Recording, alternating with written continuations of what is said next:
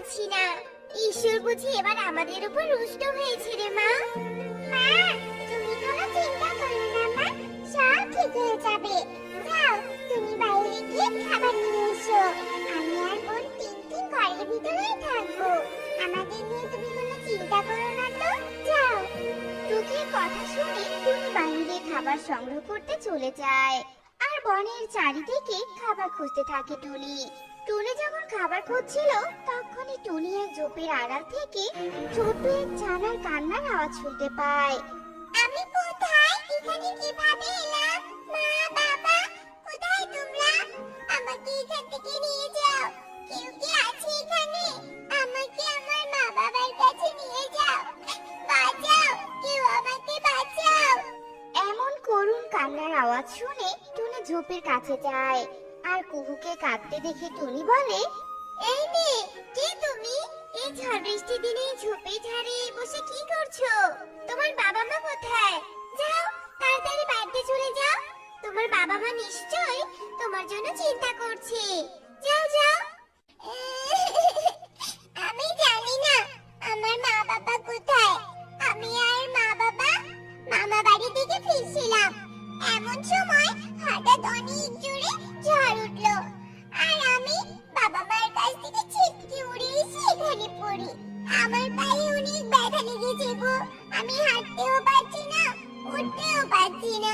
আমার বাড়ির রাস্তা কোথায় তাও মনে নেই। আমি কোথায় যাব এখন? কুহুর কথা শুনে টুনির মনে ভীষণ মায়া হয়। আর সে মনে মনে বলে, আহারে, ছানাটা কত অসহায়। বাবা মা হারা ছানা এখনো কোথায় যাবে? ছানাটার মুখটা কেমন মায়া মায়া ভরা। আমারও তো দুটো মেয়ে আছে। আমার মেয়ে দুটো যদি এভাবে বিপদে পড়তো তাহলে কি হতো? না, একে আমি আমার বাড়িতে নিয়ে যাব। আজ থেকে এ আমার কুড়িয়ে পাওয়া আরেক সন্তান। টুকি টিনটিং এর মতোই এই ছানারও মা আমি। এই যে ছানা, শোন, তোর কোনো ভয় নেই রে মা। তোর যেহেতু এই দুনিয়ায় কেউ নেই, তবে আজ থেকে আমি তোর মা। তুই আজ থেকে আমার বাড়িতে আমার সাথেই থাকবি, কেমন? সত্যি তুমি আমার মা হবে? সত্যি তুমি আমাকে ভালোবাসবে? তাহলে ঠিক আছে, আমি তোমার সাথে তোমার বাড়িতেই যাব। আজ থেকে তুমি আমার মা। তারপর টুনি কুহুকে নিয়ে তার বাড়ির দিকে রওনা দেয়। আর বাড়িতে গিয়ে টুনি তার দুই মেয়ে টিংটিং আর টুকিকে ডাকতে থাকে। টিংটিং, এই টিংটিং, কই রে? তোরা দুজন কোথায়? দেখেছিস সোনারা, আমি কাকে নিয়ে এসেছি? তাড়াতাড়ি বাইরে আয়। কি রে, ভিতরে আছিস নাকি নেই? জবাব দিচ্ছিস না যে?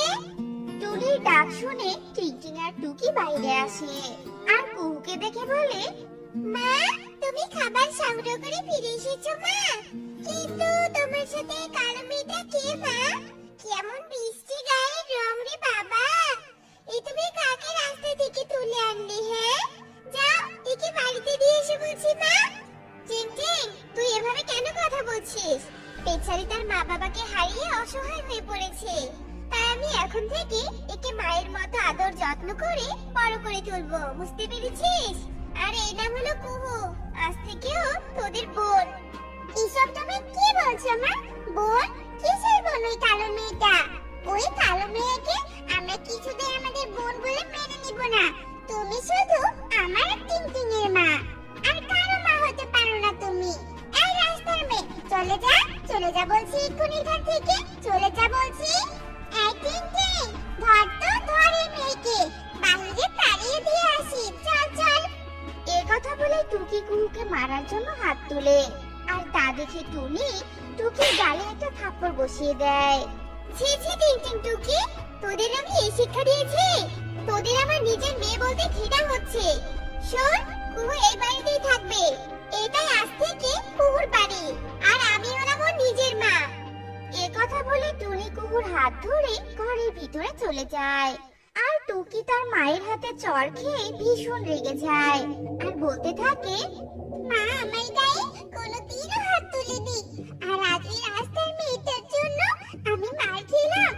আমিও দেখবো ওই রাস্তার কালো কুৎসিত মেয়েটা এই বাড়িতে কি করে থাকে। ওই মেয়েকে যদি আমি তাড়াতে না পেরেছি না, তবে আমার নামও টুকি নয়। ওই কুহুর সাহস তো কম নয়, আমাদের মায়ের ভালোবাসাতে ভাগ বসাতে এসেছে। বদমাইশ মেয়ে কোথাকার। এ কথা বলে টিংটিং আর টুকি ঘরের ভিতরে চলে যায়। এভাবেই বেশ কিছুদিন কেটে যায়। আর যত দিন যাচ্ছিল টিংটিং আর টুকি কুহুর উপর ততই খারাপ ব্যবহার করতে থাকে। একদিন টুকি আর টিংটিং যখন আঙ্গিনায় বসে পুতুল খেলছিল তা দেখে কুহু তাদের কাছে যায় আর বলে, তোরা দুজন বসে পুতুল খেলছিস, আমাকেও তো ডাকতে পারতিস, আমিও তোদের সাথে পুতুল খেলবো। আমার একা একা বসে থাকতে একদম ভালো লাগছে না, দে আমি একটু পুতুলটা নিয়ে খেলি। আহারে সব কাটো আমাদের সাথে পুতুল খেলতে এসেছে। জীবনে তুই এই পুতুল চোখে দেখেছিস? তুই তো একটা ফকিরের মেয়ে, উড়ে এসে চুড়ে বসেছিস এই বাড়িতে। তোর লজ্জা লাগে না রে? আমাদের আপন কেউ না হয়েও কোন অধিকারে তুই এই বাড়িতে পড়ে আছিস? এইসব তোরা কি বলছিস? আমি তোদের আপন বোনই মনে করি, আর মা তো আমার থেকে তোদের কম ভালোবাসে না। তবে তোরা দুজন আমাকে দেখে হিংসে করিস কেন রে? আহারে কি সাধু, তোর জন্যই মা সেদিন আমাদের সাথে খারাপ ব্যবহার করেছিল। শোন টুকি, আজই সুযোগ, মা বাড়িতে নেই। এই কুৎসিত খারাপ মেয়েটাকে বাড়ি থেকে বের করে দিয়ে চল। টিংটিং এর কথা শুনে টুকি রাজি হয়ে যায় আর টিংটিং আর টুকি মিলে কুহুকে মারতে থাকে। বল এই বাড়ি থেকে চলে যাবি বল। যদি চলে না যাস তবে তোকে আজ আমরা দুপুর এখানে মেরেই ফেলবো। বল যাবি? মেরো না, মেরো না, আমাকে মেরো না, ছেড়ে দাও, আমাকে বড্ড লাগছে। তোমরা যেহেতু চাও না আমি এই বাড়িতে থাকি, তবে আমি চলে যাব। আমি তোমাদের অসুবিধার কারণে থাকতে চাই না। কুহুর এই কথা শুনে টিংটিং আর টুকি কুহুকে মারা বন্ধ করে দেয় আর কুহু মনের কষ্টে বাড়ি থেকে চলে যেতে থাকে। কুহু যখন সেখান থেকে চলে যায় ঠিক তখনই টিংটিং আর টুকির কাছে ঈগল নামের এক দানব পাখি আসে। আহা, আজ বনের মধ্যে অনেক খাবার খুঁজলাম কিন্তু কোথাও পেলাম না। এখানে এসে তো দেখছি দুটো পাখির ছানা আমার পেটে যাওয়ার জন্য একদম তৈরি হয়ে আছে। আশেপাশে তো কাউকেও দেখতে পাচ্ছি না। এই সুযোগে এই দুটো ছানাকে গপ গপ করে মুখে পুরে নেই। দানব ঈগলের এই কথা শুনে টিংটিং আর টুকি ভীষণ ভয় পেয়ে যায় আর তারা চিৎকার করে বলতে থাকে, বাঁচাও, বাঁচাও, কে কোথায় আছো? বাঁচাও আমাদের, দানব পাখি আমাদের খেয়ে ফেললো। শয়তান পাখি, আসবে না বলছি কাছে, কেউ কি নেই বাঁচানোর জন্য? বাঁচাও। এদিকে পথে যেতে যেতে কুহু হঠাৎ করে টিংটিং এর চিৎকার শুনতে পায় আর কুহু বলে, একি, এটা বোন টিংটিংয়ের গলা না? এভাবে চিৎকার করছো কেন? নিশ্চয়ই কোনো বিপদে পড়েছে। মা তো বাড়িতে নেই, এক্ষুনি ওদের কাছে গিয়ে আমাকে সাহায্য করতে হবে। এ কথা বলে কুহু আবারও বাড়িতে ফিরে যায় আর গিয়ে দেখে ঈগল টিংটিং আর টুকিকে খাওয়ার জন্য এগোচ্ছে। তা দেখে কুহু বলে, খবরদার, তুই ওদের কাছে যাবি না। আমার বোনদের যদি কোনো ক্ষতি হয় তোকে আমি কিছুতেই ছেড়ে দিব না। চলে যা, চলে যা বলছি এখান থেকে, চলে যা। ছোট্ট ছানা, তোর তো সাহস কম নয়, আমাকে হুমকি দিচ্ছিস?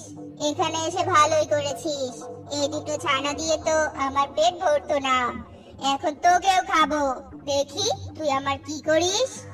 এ কথা বলে ঈগল যেই না কুহুর কাছে যায় তখনই কুহু পড়ে থাকা একটা লাঠি হাতে নিয়ে ঈগলের চোখে আঘাত করে আর সেই আঘাতে ঈগলের একটা চোখ অন্ধ হয়ে যায় আর ঈগল যন্ত্রণায় ছটফট করতে করতে সেখান থেকে পালিয়ে যায় আর টিংটিং ও টুকি দানব ঈগলের হাত থেকে রক্ষা পেয়ে যায়।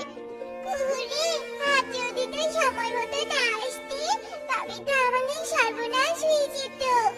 এত অন্যায় করার পরেও তুই আমাদের ওই দানব পাখির হাত থেকে রক্ষা করলি। তুই অনেক ভালো রে কুহু। আমরা দুজন মিছিমিছি তোকে হিংসা করতাম। আমাদের এই ব্যবহারের জন্য তুই আমাদের ক্ষমা করে দে রে কুহু। ছি ছি, তুই তো আমার বোন হোস, একটু না হয় অন্যায় করেছিস তাই বলে ক্ষমা চাইতে হবে? তোরা তোদের ভুল বুঝতে পেরেছিস, এটাই আমি খুশি। কুহু টিংটিং আর টুকি যখন এসব কথা বলছিল তখনই সেখানে টুনি আসে। আর সবটা শুনে টুনি বলে, আমি জানি কুহু অনেক ভালো মেয়ে। আমি কুড়িয়ে পাওয়া সন্তান পাইনি, আমি পেয়েছি যে এক অমূল্য রতন। দেখলি তো টিংটিং আর টুকি, কুহুকে ঘরে এনে আমি কোনো ভুল করিনি। এরপর টুনি তার 3 মেয়েকে জড়িয়ে ধরে। আর টুনি কুহু টিংটিং আর টুকিকে নিয়ে অনেক সুখে শান্তিতে বসবাস করতে থাকে।